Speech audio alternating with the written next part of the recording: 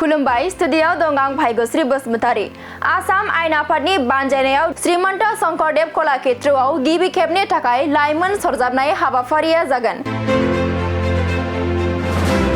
आसाम आयेन आफादनि बुंथिगिरि बिस्वजित दैमारिनि दैदेननायाव आसामनि गुबुन गुबुन जायगानि मुलुगसोलोंसालि आरो फरायसालिमानि फरायसाफोरखौ संसदारि हाबाफारिनि सोमोन्दै मिथिहोनायनि मोनसे गिदिर हाबाफारि महरै गिबि खेबनि थाखाय जथुमनाय जागोन।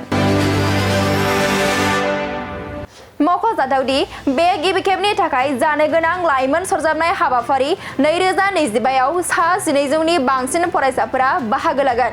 सानसेनि हाबाफारिजों खुंनाय बे हाबाफारियाव गाहाय आलासि महरै नुजाथिफैगोन गुजरात आयेन आफादनि बुंथिगिरि शंकरभाई चौधुरीया आरो थांखिजानाय आलासि महरै गुवाहाटी मुलुगसोलोंसालिनि लेङाइ गिसिया प्रफेसार ननिगोपाल महन्तआ।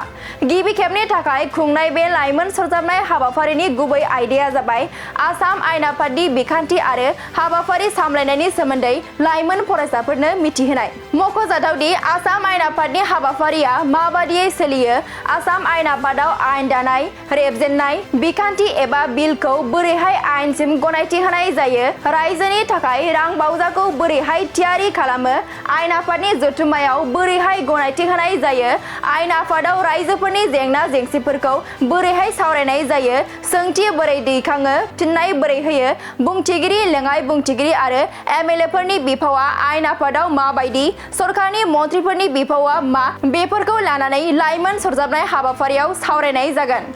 खुलुमबाय स्टुडियाव दं आं भाग्यश्री बसुमतारी। आसाम आयेन आफादनि बानजायनायाव श्रीमन्त शंकरदेव कलाक्षेत्रआव गिबि खेबनि थाखाय लाइमोन सरजाबनाय हाबाफारिया जागोन।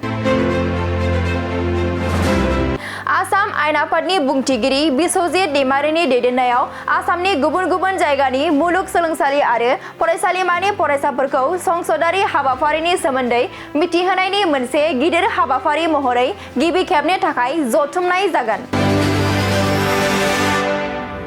मख'जाथावदि बे गिबि खेबनि थाखाय जानो गोनां लाइमोन सरजाबनाय हाबाफारि 2025 आव सा 1200नि बांसिन फरायसाफोरा बाहागो लागोन।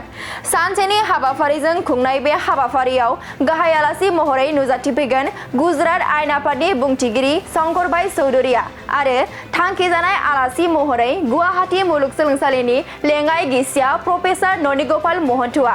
गिबि खेबनि थाखाय खुंनाय बे लाइमोन सरजाबनाय हाबाफारिनि गुबै आयदाया जाबाय आसाम आयेन आफादनि बिखान्थि आरो हाबाफारि सामलायनायनि सोमोन्दै लाइमोन फरायसाफोरनो मिथिहोनाय। मख'जाथावदि आसाम आयेन आफादनि हाबाफारिया माबादियै सोलियो, आसाम आयेन आफादाव आयेन दानाय, रेबजेननाय, बिखान्थि एबा बिलखौ बोरैहाय आयेनसिम गनायथि होनाय जायो, रायजोनि थाखाय रां बावजाखौ बोरैहाय थियारि खालामो, आयेन आफादनि जथुम्मायाव बोरैहाय गनायथि होनाय जायो, आयेन आफादाव रायजोफोरनि जेंना जेंसिफोरखौ बोरैहाय सावरायनाय जायो, सोंथि बोरै दैखाङो, फिन्नाय बोरै होयो, बुंथिगिरि, लेङाइ बुंथिगिरि आरो एमएलएफोरनि बिफावआ आयेन आफादाव माबायदि, सरकारनि मन्थ्रिफोरनि बिफावआ मा, बेफोरखौ लानानै लाइमोन सरजाबनाय हाबाफारियाव सावरायनाय जागोन। मोनसे गोजोनथाव खौरां। कारिगावनि माइगं बाथौ फरायसालि सिनियर सेकेन्डारि स्कुला लानानै फैदों मोनसे गोजोनथाव खौरां। क'क्राझार जिल्लानि कारिगाव माइगंफुरि गामिनि माइगं बाथौ फरायसालि सिनियर सेकेन्डारि स्कुला HS फार्स्ट इयारनि थाखाय बेसेन नाङै मुं थिसननाय आरो फर्म बिलाइनाया सोलिगासिनो दं। बे माइगं बाथौ फरायसालि सिनियर सेकेन्डारि स्कुलाव आर्ट्स स्ट्रिमनि थाखाय इंलिश, बड' एबा MIL इक'नमिक्स, एजुकेसन, एडभान्स बड', हिस्ट्रि, पलिटिकेल साइन्स आरो अल्टि इंलिश गासैबो आयदाखौ मोननो हागोन। आरो बे माइगं बाथौ फरायसालि सिनियर सेकेन्डारि स्कुलाव इंराजि आरो बर' मोन्नैबो बिजों थागोन। लोगोसे बे फरायसालियाव हिन्जावसा आरो हौवासाफोरनि थाखाय आलादा आलादा हस्टेलनि फेसिलिटिबो दं। नोंथाङा जुदि नोंथांनि गथ'खौ HS फार्स्ट इयारनि थाखाय गोदान मुं थिसननो सानदों अब्ला मानोथो गोबाव खालामनो?